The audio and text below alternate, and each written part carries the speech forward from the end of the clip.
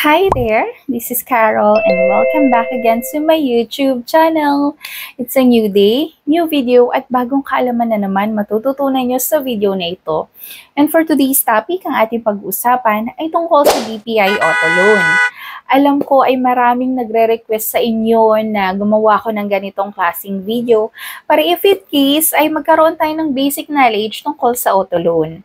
In this video, ay i-discuss ko sa inyo kung ano nga ba yung product parameter ng BPI Auto Loan, ano yung mga iba't ibang klaseng types of auto loan transactions, ano nga ba yung income documents and requirements ang inaalaw ni BPI kapag tayo ay mag-a-apply sa kanya, ano yung mga eligibility para tayo ay mag-apply kay BPI Auto Loan, ano nga ba yung mga fees and charges ang included dito sa ating BPI Auto Loan?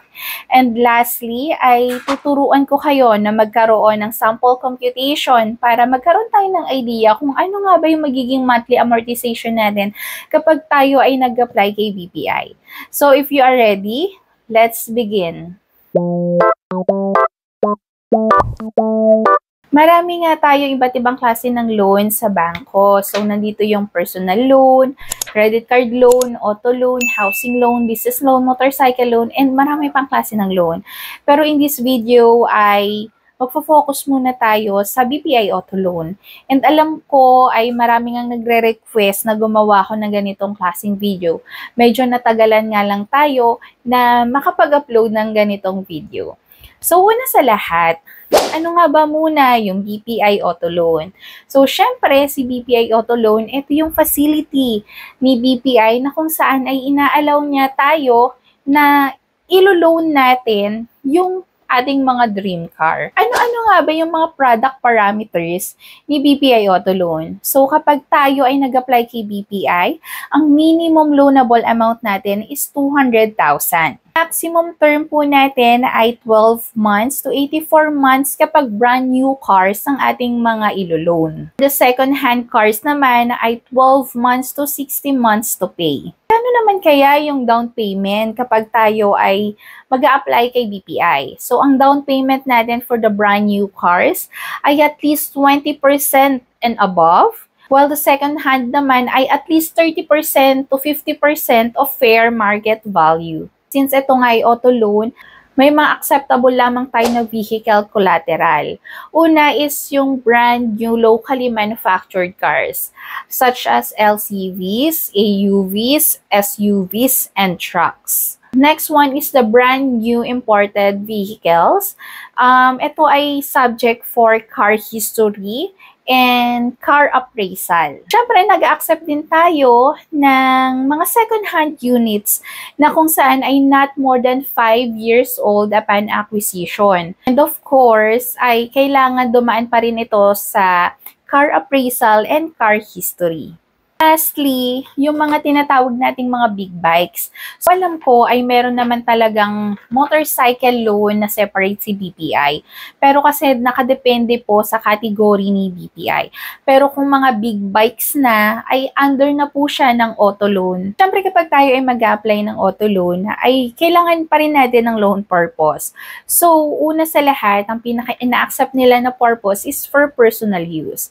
Then second one is for business use. So, hindi ko na masyadong i-discuss yung tungkol sa loan purpose since understandable naman yung personal and business use. So, next one is types of auto loan transactions.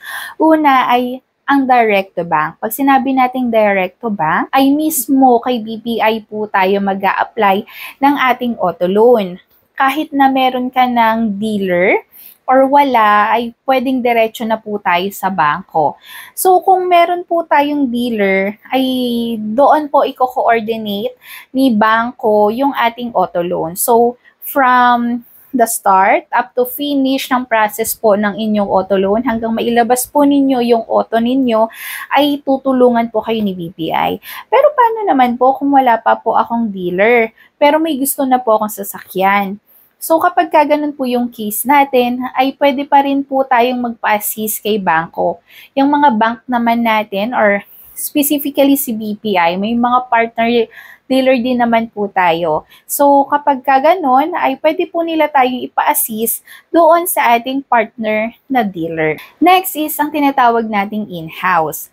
Kapag in-house naman, ay mismong dealer po tayo mag-a-apply ng ating auto loan. Na hindi ka approvable sa isang bangko, ay pwede pong ipa-approve nila yan sa iba't ibang partner na bangko din po nila. Mas mataas po yung magiging interest or mas mataas yung patong na interest doon sa ating auto loan. Kapag in-house din kasi, minsan nag-offer po sila ng no down payment or kaya mas maliit po yung down payment para mas maengganyo po na in-house na lang din kukunin yung mga ating auto loan transactions. So, nasa sa atin pa rin mga clients kung ano yung gusto nila and ano yung pasok na options para dito sa ating mga auto loan. Next one is may tinatawag tayo kay BPI na all-in financing. Kapag sinabi nating all-in financing ay mas mababa yung down payment, mas longer term ang pagbabayad ng auto loan nila. Nakadepende pa rin po sa ongoing promo ni BPI kung ano yung pwede nating i-apply dito. One of the product parameters kasi ng ating all-in financing is minimum po dapat na 500,000 ang ating loanable amount. Pero sa down payment is at least 20%. Pero katulad ng sinabi ko, nakadepende pa rin po sa ongoing promo ni BPI.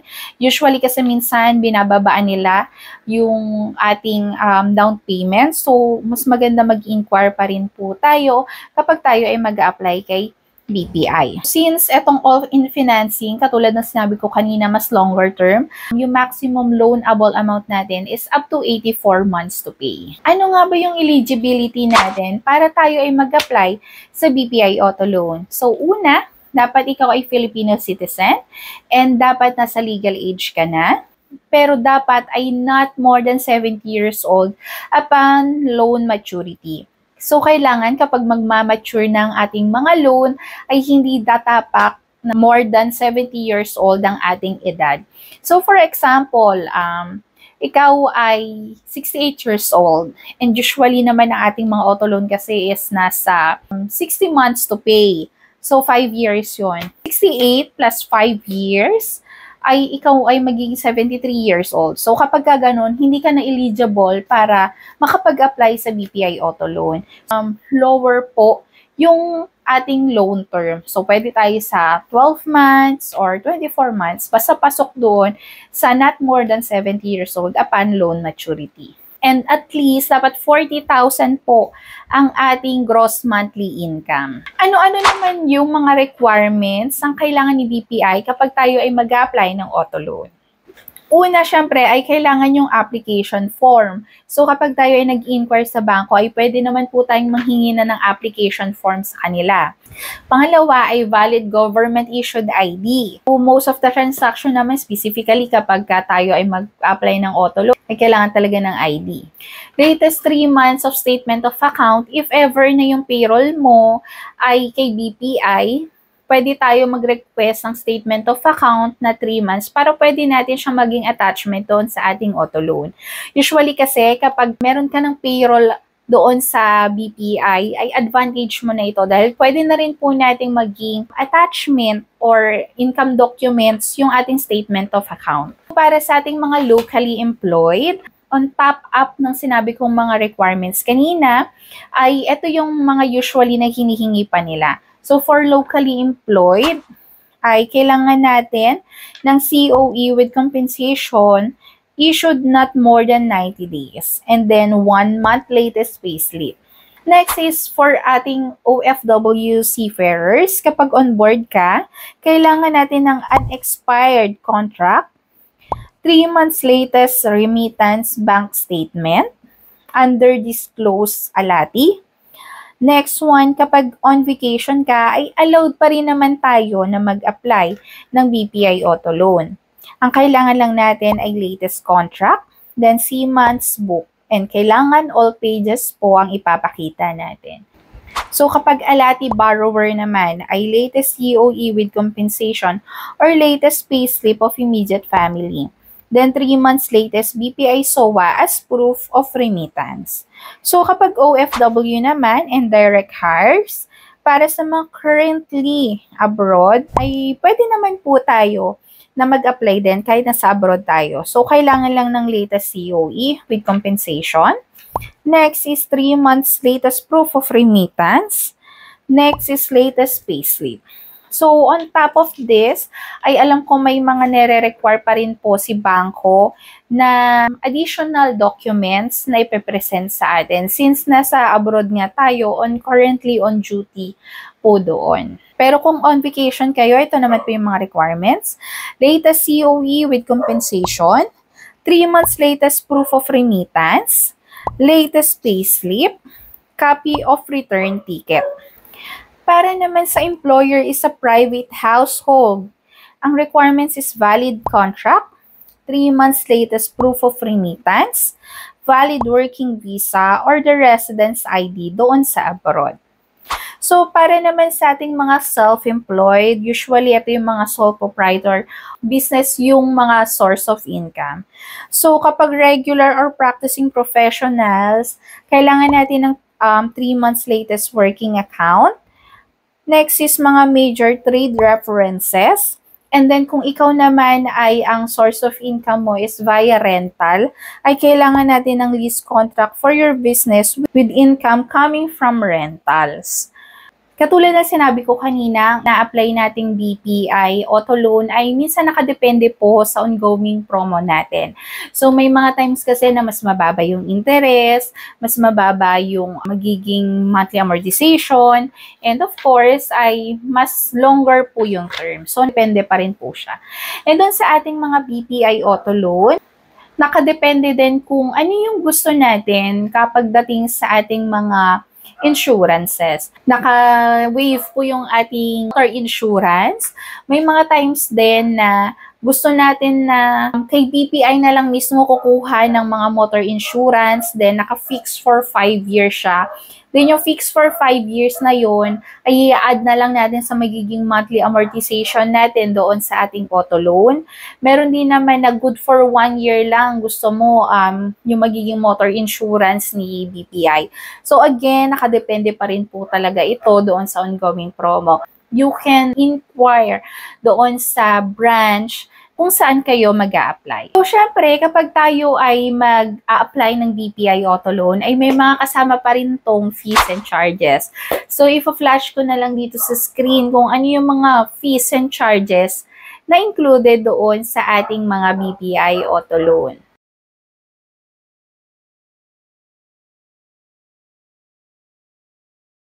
Next ay tutulungan ko kayo na mag-compute ng ating mga monthly amortization para magkaroon lang tayo ng idea kung paano talaga siya kino-compute and paano natin makukuha yung ating monthly amortization. Ito ay sample lang naman. So, kunwari ay kukuha ka ng unit which is the Toyota Fortuner na 4x4 DSL. So, ang unit price niya ay kunwari ay 1,680,000. Then, ang required down payment natin for regular na auto loan is 20%. Current rate is 31.29%. So, ang income mo per month is 100,000 per month. So, kailangan, una natin kukunin is si amount finance.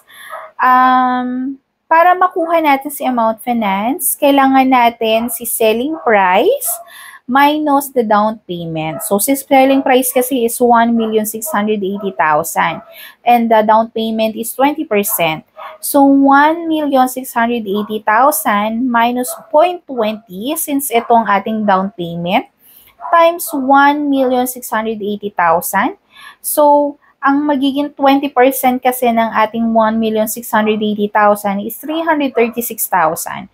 So, 1,680,000 minus 336,000, ang ating amount finance is 1,344,000. So, amount finance, ito na lang yung ilo-loan natin mismo kay bangko. So, next is, paano natin makukuha yung monthly amortization? Kailangan natin is si amount finance times 1 add-on rate divided by the loan term. So, si amount finance, yung nakuha natin kanina, is 1,344,000. Then, the current rate is 31.29%.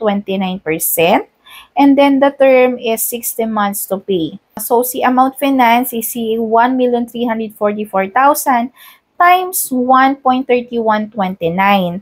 So, ito kasi yung 1.3129, ito yung ating add-on rate na converted doon sa ating decimals. So, divided by 60, since ito yung loan term po natin. So, magiging monthly amortization natin para doon sa kinuhang unit is 29,409. So, ito yung magiging monthly amortization natin hanggang sa matapos yung ating loan term. So, nagkaroon na kayo ng idea kung paano kinocompute ang ating mga monthly amortization. Pero paano naman po if ever na gustong kumuha ng sasakyan pero hindi kaya ng aking gross monthly income? 35,000 lang kasi yung aking gross monthly income. Pero decided pa rin talaga ako na kumuha ng auto loan. Pwede naman po tayo na kumuha ng mga co-borrower po natin. So, ang co-borrower naman ay nakadepende po sa inyo. Pwedeng family, pwedeng friends, as long as pumapayag po sila na maging co-borrower po ninyo. Kasi at the same time, lahat po na ma-fill outan yung application form ay mag-fill out din siya. At the same time, ay during the process, ay involved din po siya and kailangan niya magpasa ng mga income documents. Sa ating auto loan journey, kapag tayo ay basa na ng application form kay BPI, sa nagkakaroon po siya ng result mga 2 to 3 banking days. So, malalaman na natin if tayo ay eligible. Hindi man tayo eligible, ay minsan ay may mga conditional approval naman po tayo. So, may mga nare-require sila na kailangan mas mataas yung magiging down payment natin kasi hindi na kaya ng magiging monthly amortization natin kung hanggang 20% ang yung down payment. So, nakadepende pa rin po. Pwede naman na kumpletuhin muna natin requirements, then after that, antayin natin yung status.